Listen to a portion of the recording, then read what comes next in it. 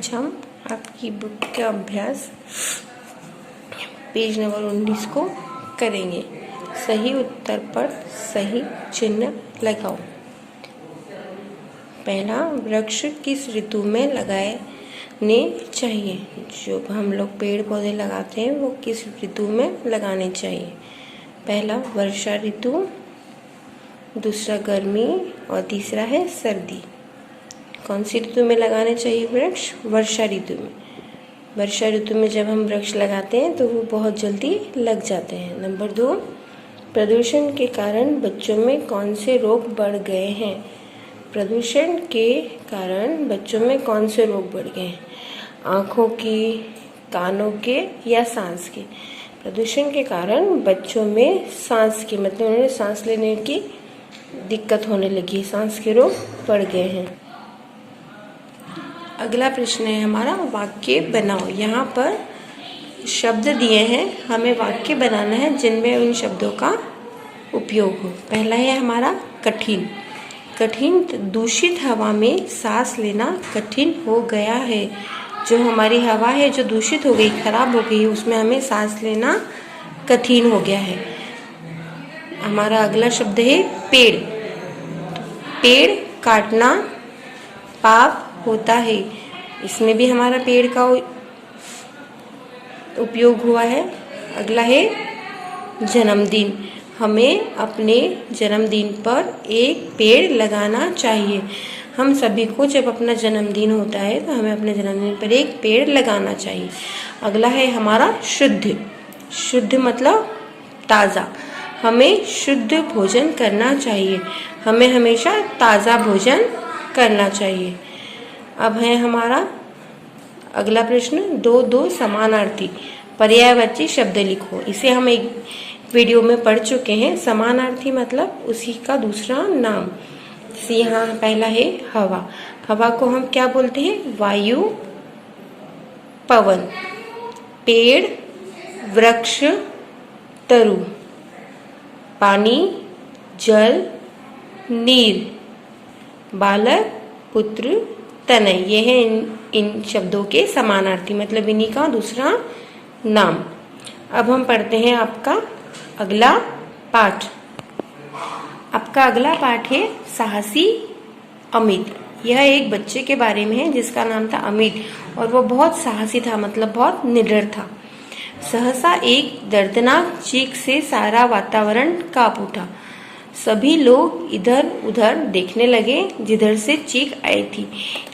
वातावरण जो था वो एक दर्दनाक चीख से कांप उठा, और जैसे ही आवाज आई चीखने की, सभी लोग इधर उधर देखने लगे। अमित भी उन लोगों में से एक था। जो अमित के बारे में है, जो लड़का है, वो भी उन लोगों में से एक था जो चीख को सुनकर ठगे से खड़े थे। जो चीख को सुनकर खड़े थे वह अपने साथियों के साथ उस मकान के अंदर गया जहां से चीख की आवाज आई थी। तो जब वो लोग थे उनके साथ में वो उस मकान के अंदर गए जहां से चीखने की आवाज आई थी।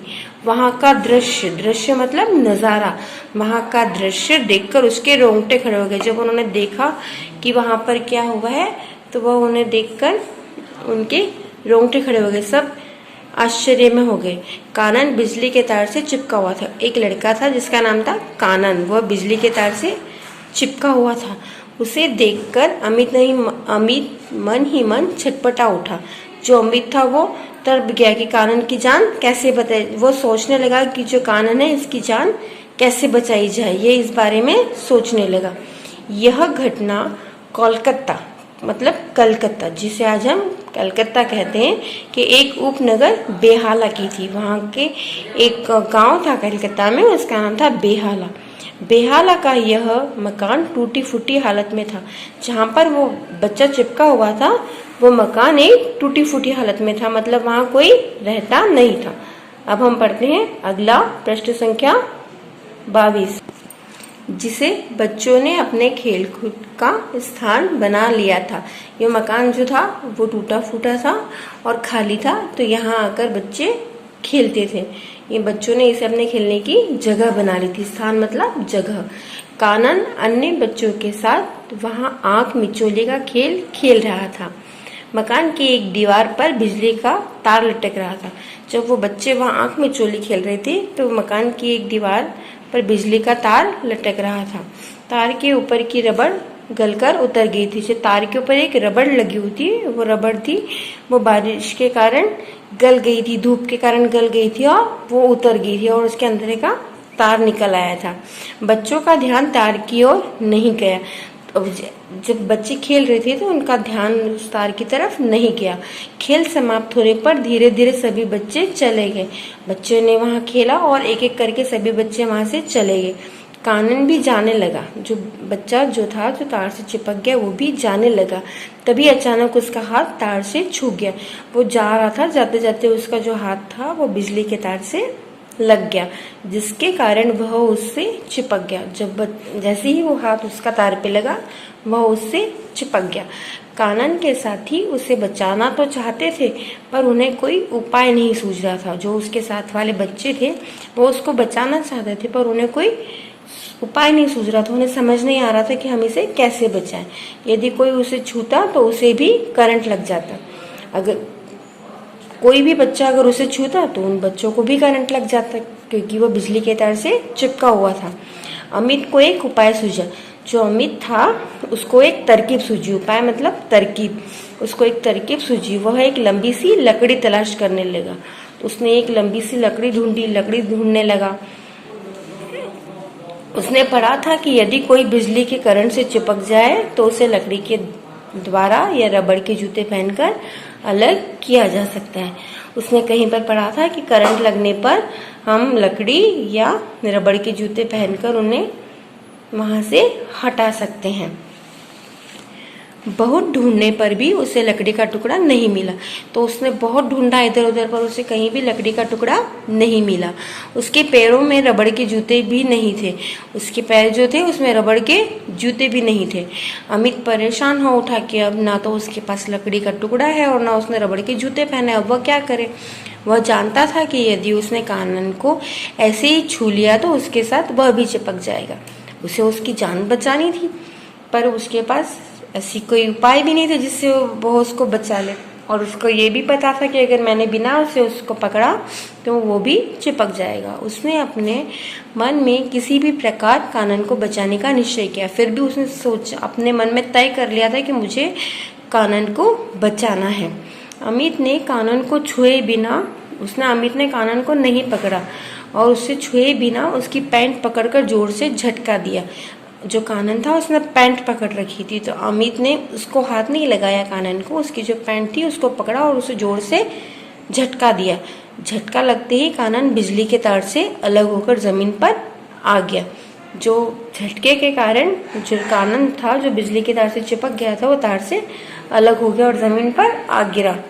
कानन का शरीर काला पड़ गया था। जो कानन था उसका शरीर काला पड़ गया था क्योंकि वो बिजली के तार से चिपक गया था। करंट के कारण उसका शरीर काला पड़ गया था। उसकी सांस भी धीमे धीमे चल रही थी और वह धीरे धीरे सांस ले रहा था।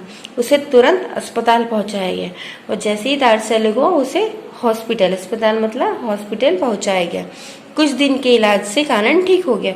अस्पताल में उसका इलाज हुआ और कुछ दिनों बाद कानन ठीक हो गया।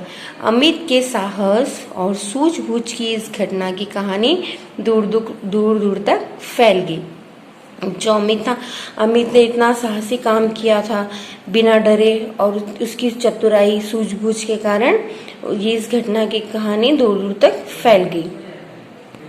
जब इस घटना की जानकारी दूर दूर तक होने लगी तो अमित से पूछा जाने लगा कि अब तुम्हें अपने प्राण संकट में डालते हुए भय नहीं लगा, कि तुम्हें पता था कि तुम्हारे पास कुछ नहीं था और तुमने अपनी जान भी संकट में डाल दी, इसका तुम्हें डर नहीं लगा। तब अमित ने उत्तर दिया, किसी को संकट में देखकर उसकी सहायता करना हमारा कर्तव्य, कि अगर हम किसी को परेशान देखें, मुसीबत में देखें तो उसकी सहायता करना हमारा कर्तव्य है। यह मैं कैसे देख सकता था कि मेरी आंखों के सामने मेरा मित्र तड़प तड़प कर मर जाए और मैं उससे बचाने के लिए कुछ भी न कर सकूं। मुझे दिख रहा था कि मेरा जो दोस्त है वो मेरी आंखों के सामने तार से चिपका हुआ है और मैं ये कैसे देखता कि मेरा जो दोस्त है वो उसी तार से चिपका रहे और तड़पता रहे और हो सकता था उसके कारण वो मर भी जाता। और मैं उसे बचाने के लिए कुछ भी ना करूं।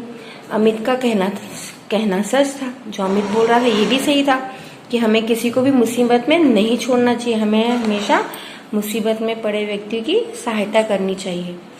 अमित का पूरा नाम अमित बैनर्जी जो अमित है उसका पूरा नाम अमित बैनर्जी है। उसे साहस और सूझबूझ के लिए राष्ट्रपति द्वारा राष्ट्रीय पुरस्कार से सम्मानित किया गया है। उसने इतना साहसी कार्य किया था कि उसे राष्ट्रपति ने भी पुरस्कार से सम्मानित किया था। बच्चों, तुमने भी अमित की तरह साहसी और सूझबूझ वाला बालक बनना चाहिए।